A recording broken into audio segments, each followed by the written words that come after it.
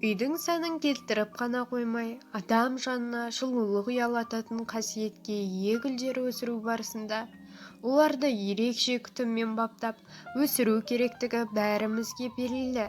Қарапайым үй жағдайында гүл өсіру үшін оның әдіс-тәсілдерін жақсы білген жөн.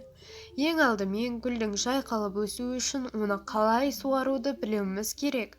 Әдетте үй өсімдіктерін өсірушілер оған суды мөлшерден көп құяды. Соның салдарынан тамыры шірейтіні белгілі. Яғни суды әрбір гүл үшін өз мөлшерімен құюыңыз керек. Сонымен қатар собыр күшпен өсімдіктің жапырағына жылы су бүркіп тұру керек.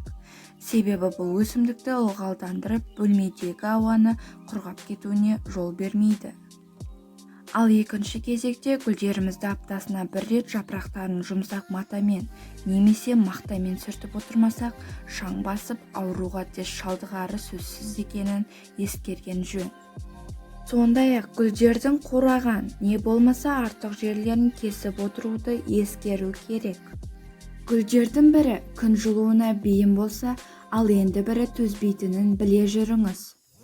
Тағы бір ескеретін жайт, гүлдерді тек суғарып, шаңын сүртіп қана қоймай, тыңайтқыштармен тыңайтып отыру керек екенін ұмытпайық. Ол үшін қолда бар заттарды қолдансаңыз жеткілікті. Сондай тыңайтқыштардың 5 тәсілін алдарыңызға ұсынамыз.